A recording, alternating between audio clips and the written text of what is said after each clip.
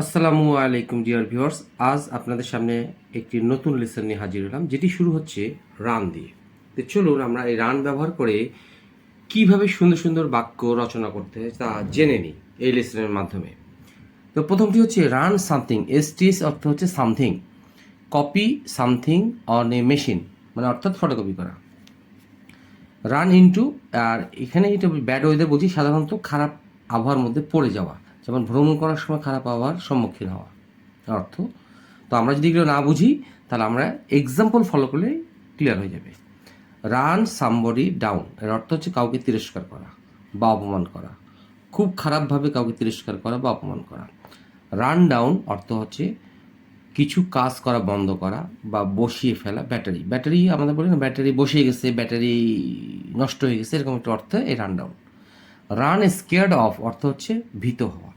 তো আমি এখানে একটি জিনিস আপনাদেরকে আবারও জানাতে চাই, সেটা হলো এই যে এসটিএস এবং এই এসবি এর অর্থ হচ্ছে সামথিং। এসটিএস অর্থ সামথিং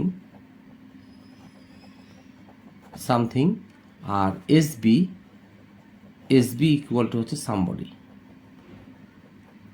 আচ্ছা, তো এখন আমরা সরাসরি এক্সাম্পলে চলে যাই। প্রথমটি হচ্ছে কপি করা, রান সামথিং অফ। আমি পাতাটির 30 কপি কপি করেছিলাম, মানে ফটোকপি করেছিলাম। তাহলে কি হবে? I ran off 30 copies of the page.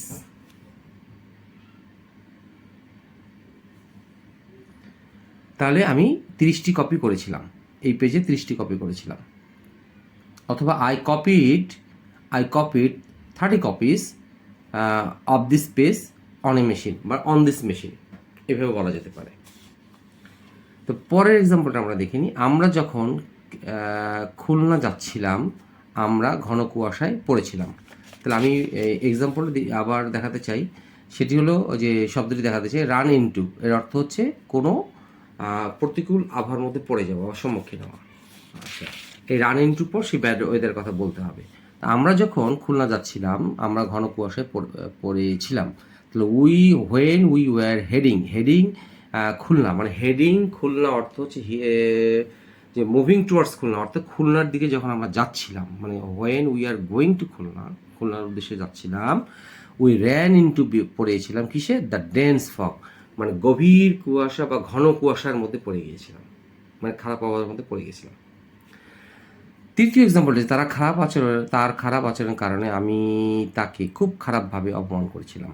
তাহলে র্যান সামবডি ডাউন, আমি আবার শব্দটি দেখাতে চাই। র্যান সামবডি ডাউন হচ্ছে কাউকে খুব খারাপভাবে তিরস্কার করা বা অপমান করা। তাহলে 3 নম্বর এক্সাম্পলটি আবার দেখে নিচ্ছি। আই র্যান, এই এসবি হচ্ছে যাকে বলা হবে তার অবজেক্ট। তাহলে আই র্যান হিম ডাউন, তাকে আমি চরমভাবে অপমান করেছিলাম কিসের জন্য? তার মিসকন্ডাক্ট, তার খারাপ আচরণের জন্য। ব্যাটারি চার্জ দ্রুত শেষ হয়ে আসছে, the battery is running down. এই আমি এখানে আবার একটু দেখানোর চেষ্টা করি। রান ডাউন অর্থ হচ্ছে কোনো কাজ করা বন্ধ করা বা বসিয়ে ফেলা, মানে ব্যাটারি কোনো কাজ করা বন্ধ করে ফেলছে এরকম একটা অর্থ, বা ব্যাটারি নষ্ট হয়ে যাচ্ছে এরকম একটা। তো 4 নম্বর এক্সাম্পলটা আমরা দেখি। ব্যাটারি চার্জ দ্রুত বসে যাচ্ছে, the battery is running down. 5 নম্বর এক্সাম্পলটি দেখিনি আমরা। যদি আপনি আপনার গাড়ির হেডলাইটস জ্বালিয়ে রাখেন, তাহলে আপনি আপনার ব্যাটারি বসিয়ে ফেলবেন, মানে ব্যাটারিটা নষ্ট করে ফেলবেন, বাট ব্যাটারি চার্জ শেষ হয়ে যাবে।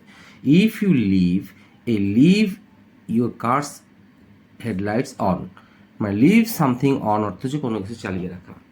এই কোনো কিছু চালিয়ে রাখার ইংরেজি হচ্ছে লিভ, এখানে হবে সামথিং অন, এর অর্থ হচ্ছে কোনো কিছু চালিয়ে রাখা এরকম। If you leave your car's headlights on, এখানে অর্থ হচ্ছে আপনি যদি আপনার গাড়ির হেডলাইটগুলো জ্বালিয়ে রাখেন, you will run your battery down. এতে করে আপনি আপনার গাড়ির ব্যাটারি কী করবেন? নষ্ট করে ফেলবেন, বা আপনার ব্যাটারি চার্জ বসে যাবে। তো আশা করি আপনাদের এই লেসনটি ভালো লেগে থাকবে, যেটি আমাদের শুরু হয়েছে রান দিয়ে। তো ভালো লেগে থাকলে অবশ্যই লাইক, শেয়ার, কমেন্টস করবেন, এবং বেশি বেশি করে শেয়ার করার চেষ্টা করবেন, যাতে করে আপনাদের মাধ্যমে লেসনটি অন্যজনের কাছে পৌঁছায়, অন্যদের কাছে দ্রুত পৌঁছায়। আসসালামু আলাইকুম।